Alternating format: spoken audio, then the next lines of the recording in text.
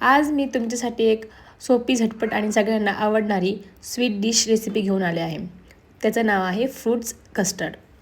माझ्या माहेरची फॅमिली ना होती म्हणून मनात आलं काहीतरी गोड बनवावं. मग जास्त वेळ न लागणार आहे तेव्हा मी ठरवलं फ्रूट कस्टर्ड बनवूयात. हे इतकं इझी आहे की कोणालाही नक्की जमेल.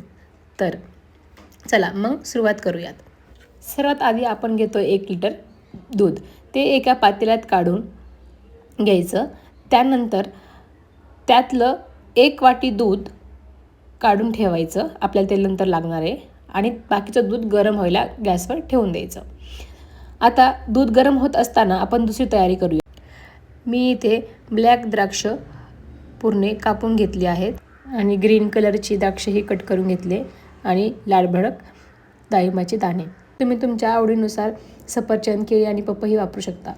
आता ते आपण जे दूध काढून ठेवलं होतं त्या दुधामध्ये 2 चमचे कस्टर्ड पावडर घाला आणि गुठळ्या न राहता छान मिक्स करा. आता गॅसवर ठेवलेल्या गरम दुधामध्ये 5 टेबलस्पून साखर घाला आणि मीडियम गॅसवर परत 4 मिनटं उकळू द्या. हे वाटीतलं मिश्रण आता गरम दुधामध्ये हळूहळू घाला आणि कंटिन्यूअस हलवत राहा. हा स्टेप खूप महत्त्वाचा आहे कारण नीट ढवळ नाही तर कस्टर्ड चिकटतो. आता 5 मिनटं परत दूध गरम होऊ द्या. आता हळूहळू तुम्हाला दिसेल कस्टर्ड छान घट्ट आणि क्रीमी होतं आहे. आता गॅस बंद करा आणि कस्टर्ड पूर्ण थंड होऊ द्या. गरम कस्टर्डमध्ये फळ घालायचे नाहीतर फळं मऊ होतात. कस्टर्ड थंड झाल्यावर त्यात सगळी कापलेली फळे घाला आणि हलक्या हाताने मिक्स करा. आता शेवटची स्टेप. हे कस्टर्ड 2 तास फ्रीजमध्ये ठेवा जेणेकरून ते छान थंडगार होईल.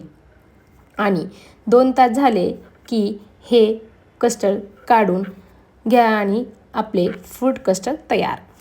यात तुम्हाला हे कट केलेले ॲपल दिसतात. ते जेव्हा मी ठेवत होते तेव्हाच माझी आई आली. त्यांनी ॲपल आणले होते, मग मी ते कट करून त्याच्यात टाकले होते. सो हे झालं आपलं फ्रूट कस्टर्ड तयार. हे कस्टर्ड सगळ्यांनाच खूप आवडलं.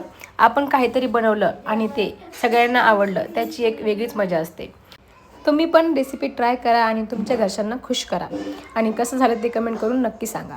व्हिडिओ आवडला असेल तर लाईक करा, शेअर करा आणि सबस्क्राईब करायला विसरू नका.